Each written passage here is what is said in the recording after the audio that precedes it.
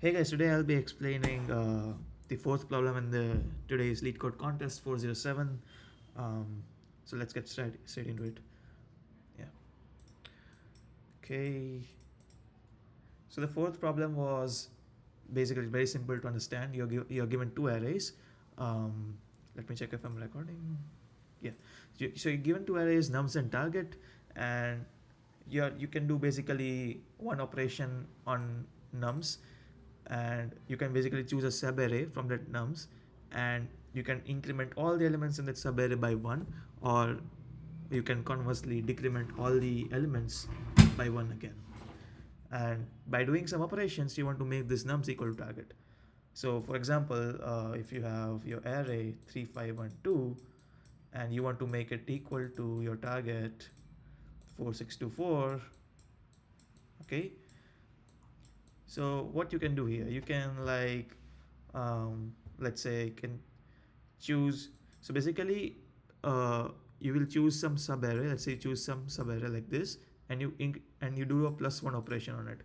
So it will become 6 2 2 and 3. The rest of the elements remain untouched, and this is your new array. And now you again do some operation on this entire array. Let's say you increment by 1, then all the elements will increment by 1 again. So it will become 4 7 3 3. Okay. So yeah, so basically you have to do some of these operations and make it equal to this target array. Okay. And you can also conversely do a decrement operation. So you can also do a -1 on all these subarrays, any subarray you can choose. Okay. So it can be proven greedily that it's always possible to do this, and we'll see how we can do it. So our sample is this currently. Um, okay, so the first thing that comes to mind when doing such questions is basically convert it to some, base format. So what are we doing here? We want each element to be equal to its corresponding element in target, right? So what's the delta array? So delta array is your target minus your num_i. Okay, so it will be, for this it is 1, because 4 minus 3 is 1, and then 1, and then 1, and then 2. Okay, so what that means is that you need one operation, at least one operation on this first element to make it equal to target. So if because you have a delta array, your problem translates to this. Basically you have an array of zeros, and you want to do some operation on this array of zeros to make it like this. Okay, so now this is your base array. This is your base array. Okay. um, Now, coming to one really critical observation, your delta array can contain positive as well as negative numbers, but we don't really care about the negative numbers, as we can always take an uh, absolute always take the absolute value. Okay, so let's focus on uh, one case. So let's say you have some, so this is a delta array, you have some, it kind of looks like this. So p is positive number, n is a negative number. Okay, so if you do, like, let's say you start from your 0 0 0 0 array, and if you do an operation which extends and includes these negative numbers as well, you do one operation. So greedily what you're trying to do is you are trying to cover for all the positives on the left of this negative subarray and on its right. But as a consequence, you also like deviated the negative numbers by by one operation, so that you have to, like, when you want to correct these negative numbers from 0, you have to again do that same operation on it again. So you'll spend one extra operation on it. So for example, let's say your positive numbers look like this, negative, I'll just take a simple example. Negatives are like this, and the positives like this. This is a delta array. Okay. Let's say you do one operation, and you're starting from 0 0 0, all zeros. Let's say you do one operation on it across the entire subarray, just because greedily we want all these positive numbers to be updated as soon as possible. We don't care about what's going on in between. So now everything will become a 1, and you again greedily do one more operation. So this will, everything will become a 2 again, right? So you did one operation on here, one operation here, and now you'll come back to this saying that, okay, I need to make these two twos into two minus ones because that's what we want over here, right? So again, what you will do is, again, you'll apply one decrement operation, plus one and minus one on only this subarray. So it will become 2, 1, 1, 2, 2. And then you will apply like one more operation to make it 0. This 2 remains. And you apply one more operation finally to make it minus 1. So how many operations did you do? We did 5 operations. Okay. So you see what's happening here, right? So here we are like, since we don't care about the negative numbers, our cost of operations when we try to correct them is increasing. So instead what we can do is, and this is the minimum number of operations, don't get me wrong here, but a simpler way, I mean, just from an implementation point of view, it's much simpler if we break it down into subarrays of positive and negative numbers. So let's say we only focus on this subarray, on this subarray, and this subarray because they contain all positive, all negative, and all positive numbers. Then since we only care about this, you'll spend like from your 0, again, let me write that down.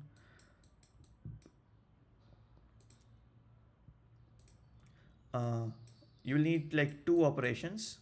We don't care about these numbers. Select just only this subarray, and you'll need plus 2, like 2 operations to make it 2 2s. Okay. And then you will again select, let's say, this subarray, and you will again do 2 operations on it. Okay. And now you will select this subarray. Since it's a 0, we will only need 1 minus 1. So you'll only need one operation, and which is a decrement operation. Decrement. So you'll only do like minus 1 on both of it. So it will become minus 1. This is 2. This is 2. This is 2. So the number of operations you did was 2 plus 2 plus 1, which is 5. Okay. So we are doing the same thing. It's just that we are splitting it into subarrays of the same magnitude, either positive or negative. So now our problem is broken down into splitting it into subarrays of deltas. So let's see how we can like solve this problem on a more on a subarray. So since we know that if it contains only minus negative numbers, we can always take its absolute value. So it will become, so it's same as solving this problem. So we don't need to worry about negative numbers anymore. Okay. So that's one observation. This is the first observation. This is your second observation.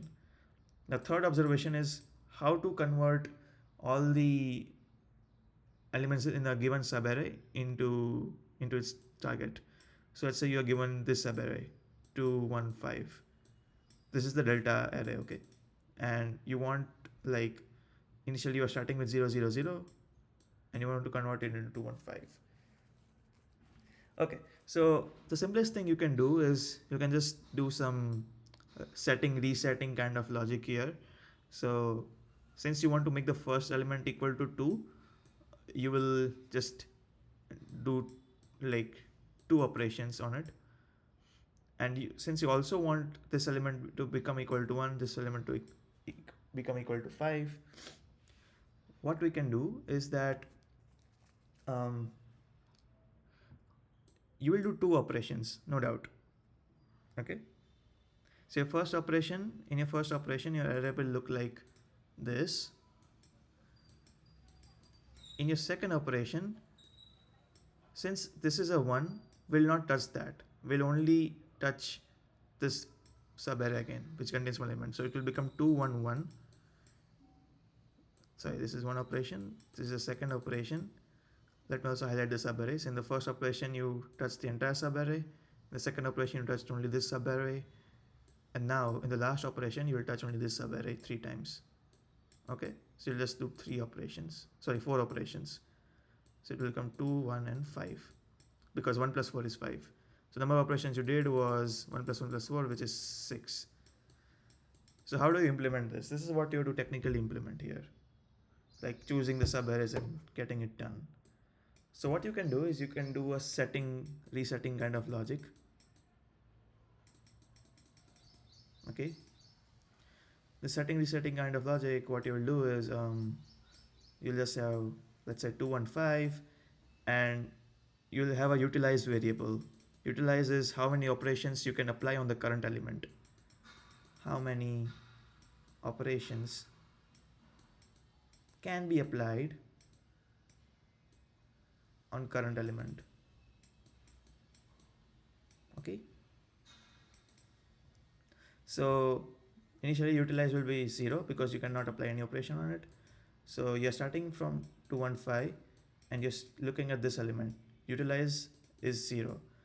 So how many operations do we need? We need 2 minus the utilize, right? Because it's, so if like your current element is greater than utilize, then we'll do something. Here what we'll do is we'll have a variable need. We will need e minus u operations. Okay, and that you can put in your answer plus equals to need. And what you'll also do is you'll increment your utilize by need, and utilize plus equals to need. So utilize is saying how many maximum operations you can apply on subsequent subarrays, basically. So since you utilize 2 operations over here, you can always utilize these 2 operations over here as well, right? On these 2 numbers as well, sorry. 2 times, you can always do that, right? Because you just extend whatever you applied over here into these numbers. So this is the logic if the e is greater than u. Else, now this is tricky here, else now your e is like less than equal to u, right? So it's basically this case. So then what you will do is that you will take what you need here, okay? And you will not do any increment on the answer. So we just take what we need. So we utilized like we just utilized e operations till here. We just do this resetting thing here. So basically the subsequent subarrays that you see, they are getting reset to utilize only these many operations. So this is the logic here, and let me dry run through to this logic. So essentially we are trying to do this same thing that I explained here. So initially utilize is 0, then utilize becomes 2, and your array will look like 2, 1, 1. Okay. And now you're standing at this element. Okay. It's saying that your 1 is less than 2, your e is less than u, right?